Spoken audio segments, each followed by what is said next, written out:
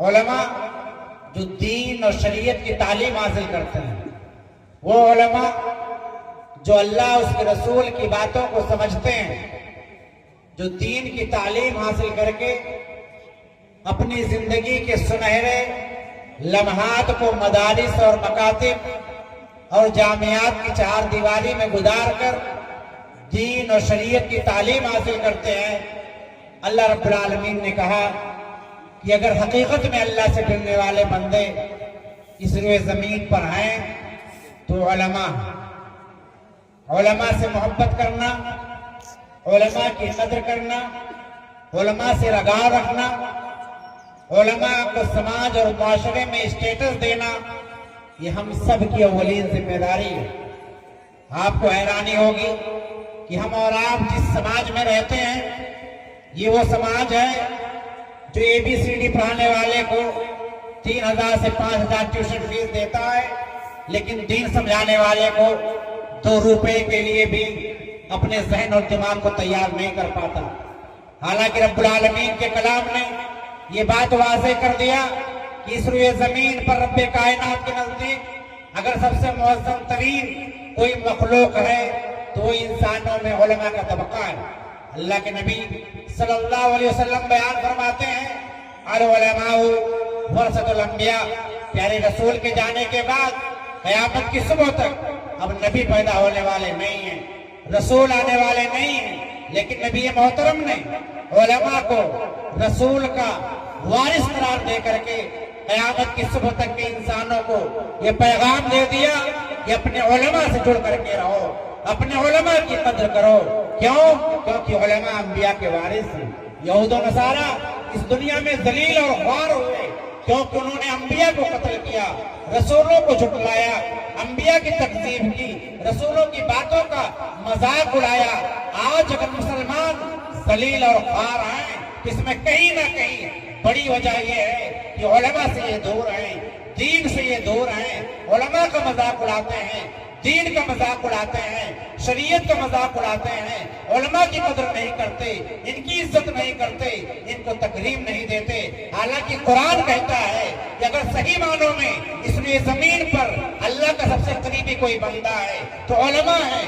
نبی کہتے ہیں علماء انبیاء کے وارث ہیں، لیکن مسلمان کہتا ہے نہیں، ہم نام کے مسلمان ہیں، ہم زبانی مسلمان ہیں، عملی مسلمان نہیں، ہم قرآن کو نہیں مانتے، ہم حدیث کو نہیں مانتے، ہم اپنے من کی مانتے ہیں، ہم من کے پجاری ہیں۔ اگر ہم صحیح معنوں میں مسلمان بن جائیں، صحیح معنوں میں قرآن و سنت والے بن جائیں، صحیح معنوں میں اہل حدیث بن جائیں تو علماء کی قدر کریں گے، اہل علم کی قدر کریں گے، مدارس کی قدر کریں گے، علماء سے جڑیں گے، علماء سے رابطے پیدا کریں گے۔ آج سماج و معاشرے میں ہم اپنی منمانیاں کرتے ہیں، آج سماج و معاشرے میں ہم رسم و رواج کے بندھن میں پھنسے ہوئے ہیں، آج ہم سماج و معاشرے میں برائیوں کے دلدل میں ڈوبے ہوئے ہیں، لیکن مجال نہیں کہ کسی عالم کے قریب بیٹھ جائیں، مجال نہیں کسی عالم سے مشورہ لے لیں، مجال نہیں کہ کسی عالم کے رابطے میں رہ کر اپنی زندگی کو بہتر اور صحیح سمت دے سکیں۔ تو میرے دوستوں، بھائیوں،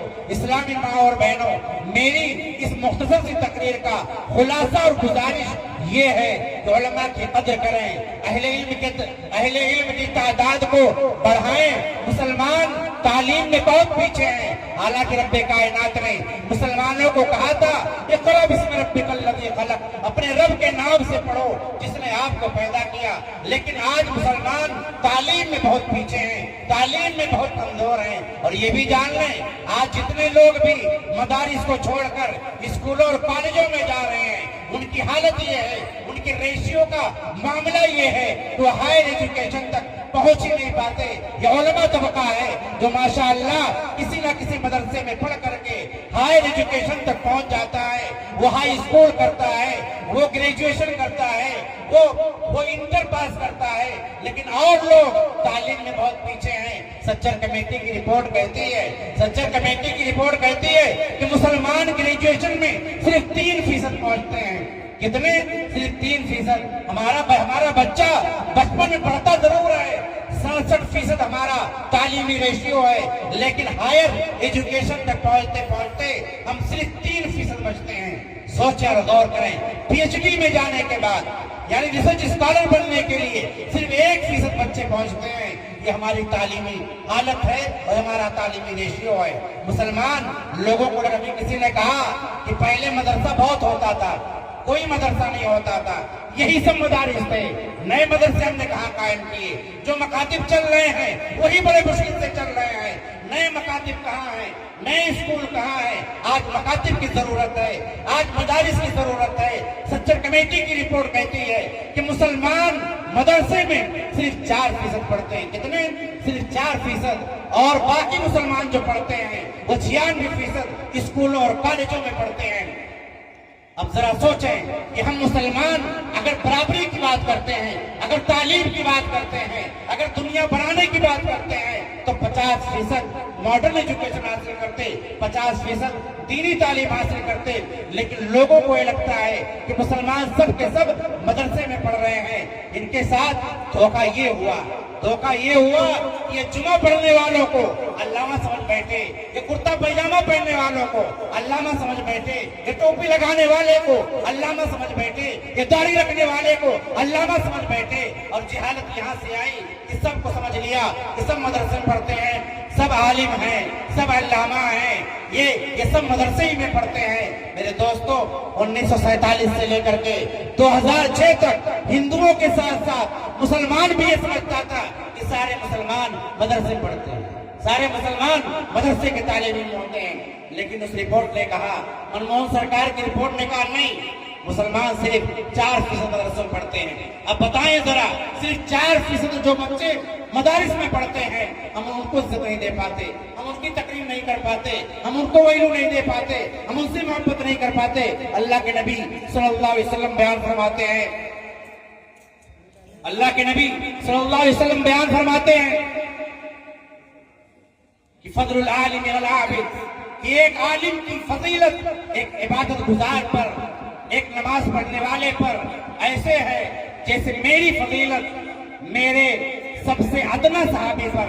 जरा गौर करें, एक मामूली सहाबी, सबसे छोटा सहाबी, और नबी की अहमियत कितनी ज्यादा है। एक तो सहाबी के सामने नबी की अजमत का क्या कहना, लेकिन सहाबा में भी सबसे छोटा सहाबी, अल्लाह के नबी की हैसियत उसके सामने क्या होगी। प्यारे नबी ने कहा, एक आलिम की हैसियत और एक आलिम की अहमियत इस्लाम में आबिद पर कितना बराबर है। उसके बावजूद हम और आप उलमा को इज्जत नहीं देना चाहते, उलमा से मोहब्बत नहीं करना चाहते, उलमा से जुड़ना नहीं चाहते। अल्लाह के नबी बयान फरमाते हैं, इन्नल्लाह व मलाइकतहू, अल्लाह उसके फरिश्ते और जमीन व आसमान की सारी मखलूकात, यहाँ तक कि चींटियां अपने बिलों में, मछलियां तालाबों में, ये दुआएं करती हैं किसके लिए? जो खैर और भलाई की बातों को बतलाता है। आज समाज में आज जितने लोग यहाँ पर आए हैं और जितने वक्ता को आज सुनने के लिए बैठे हैं, ये सब कौन है? ये उलमा है। ये कद्र, ये मंजिलत, ये वकार किसने दिया? ये सारी चीजें रब्बे कायनात की तरफ से है। मेरी आप लोगों से गुजारिश है कि आपके घर में अगर बच्चे हैं, बेटे हैं, बेटियां हैं, उन्हें दीनी तालीमात से जोड़ें। आज इस्लाम की हालत ये है कि इस्लाम मुसलमानों के घरों में अजनबी हो गया है। आज इस्लाम की हालत ये है कि आज मुसलमानों के खानदानों में इस्लामी तालीमात की अजनबियत का आलम है। लोग इस्लाम को नहीं पहचानते, दीन को नहीं पहचानते, इसलिए अपने बच्चों को दीनी तालीम दें, अपने बच्चों को दीनी तालीम से रोशनास कराएं, इस मदरसे में बच्चों को पढ़ाएं, यहाँ से बाहर बड़े मदारिस में बच्चों को भेजें। तलबा में, तालिबात में, सब में मेहनत करें ताकि हमारे बच्चे और बच्चियां दीन की सूझबूझ को समझ सकें, ताकि आने वाली नस्लों की हम सही तरबियत कर सकें, हमारे खानदान कबीले को सही अंदाज से रहनुमाई हमारे ये दीनी बच्चे कर सकें, ये उलमा बच्चे कर सकें। तो आप सब लोगों पर वाजिब और जरूरी है, जो भी मेरी बात समझ रहा है, जो भी मेरी बात सुन रहा है, अपने घर में अपने बच्चों को दीनी तालीम से जोड़ना है। और याद रखें, अगर आपका बच्चा दीनी तालीम हासिल करेगा, उसका मतलब बिल्कुल ये नहीं है कोई स्कूल नहीं जा सकता, वो कॉलेज नहीं जा सकता, वो यूनिवर्सिटी नहीं जा सकता। मैं भाई से एक आलिम अलीगढ़ मुस्लिम यूनिवर्सिटी से डॉक्टर हूँ, میں سوئی لگانے والا ڈاکٹر ہوں لیکن میں عالم بھی ہوں. آپ کا بچہ ہندوستان کے کسی مدرسے میں بھی پڑھے لیکن وہ ہندوستان کی دیگر یونیورسٹیوں میں بھی پڑھ سکتا ہے, وہاں بھی تعلیم حاصل کر سکتا ہے. لیکن یہ اولین فریضہ بنا لیں کہ ہماری ذمہ داری یہ ہے کہ ہم اپنے بچوں کو دینی تعلیم ضرور دیں, انہیں عالم ضرور بنائیں, ساتھ ہی ساتھ انہیں سائیڈ کے ایگزام دلائیں, اسکول کرائیں, جونیئر ہائی اسکول کرائیں, ہائی اسکول کرائیں, انٹر کرائیں, بی اے کرائیں, ساری تعلیم دیں. لیکن اس سے پہلے دینی تعلیم ضرور دیں. طلب العلم فریضۃ علی کل مسلم, علم حاصل کرنا یعنی علم دین حاصل کرنا ہر مسلمان پر واجب و ضروری ہے.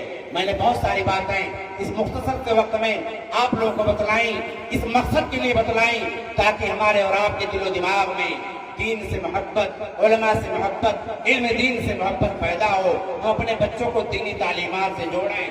اس طرح کے مکاتب و مدارس کو ہم اور آپ مضبوط کریں, علماء سے محبت کریں, علماء سے جڑ کر کے رہیں. رب کائنات سے دعا کہ مولا کریم ہم تمام لوگوں کو دین کی صحیح سمجھ عطا فرمائے.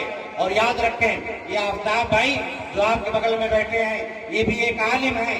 میرے اکثر پروگراموں میں ساتھ میں شریک ہوتے ہیں. ان کا کہنا یہ ہے کہ سیاست کو ہم اور آپ دین سے الگ نہ کریں, سیاست میں بھی علماء کو لائیں, اہل علم کو لائیں. آج مولانا ابوالکلام آزاد کو کون نہیں جانتا, وقت کا ابن تیمیہ انہیں کہا جاتا ہے. لیکن کانگریس کی سرکار میں پہلے وزیر تعلیم مولانا ابوالکلام آزاد بنے. آپ حیران ہوں گے, آزادی سے پہلے کانگریس کے سب سے کم عمر کے صدر مولانا ابوالکلام آزاد رحمۃ اللہ علیہ بنے, اور انہوں نے ہندوستان, پاکستان اور بنگلہ دیش کو ملا کر کے بھارت کے لیے وہ شاندار نقشہ پیش کیا تھا. لیکن چند نام نہاد لوگوں نے, چند مفاد پرستوں نے, چند ایسے لوگوں نے جو کرسی کی خاطر مسلمانوں کا بٹوارا کر کے ملک کو 3 دھڑوں میں بانٹ دیا, ایسے نوجوانوں کی جو اہل علم ہیں, علماء ہیں, انہیں بھی سیاست میں لائیں. آفتاب بھائی آپ کے درمیان غالباً آپ ہی کے علاقے سے الیکشن میں بھی آنے والے ہیں, ایسے لوگوں کا سپورٹ کریں, اہل علم کو آگے بڑھائیں. کوئی بھی راستہ, کوئی بھی فیل غلط نہیں ہوتا, لیکن جب غلط ہاتھوں میں پہنچ جاتا ہے وہ غلط ہو جاتا ہے. اس لیے ہم لوگ ہر طرف سے سمجھ بوجھ رکھتے ہوئے, شعور رکھتے ہوئے اپنے دل و دماغ کا استعمال کریں اور سماج و معاشرے میں کیسے رہنا ہے, کیسے جینا ہے, کیسے چلنا ہے, کیسے تعلقات بنانے ہیں, ان تمام سمتوں میں غور فکر کرتے ہوئے آگے بڑھیں. انہی چند باتوں کے ساتھ بات ختم کرتا ہوں اور اب سے دعا کرتا ہوں مولا کریم ہمیں کہنے سننے زیادہ عمل کی توفیق عطا فرما. آمین. وآخر دعوانا الحمدللہ رب العالمین. والسلام علیکم ورحمۃ اللہ وبرکاتہ.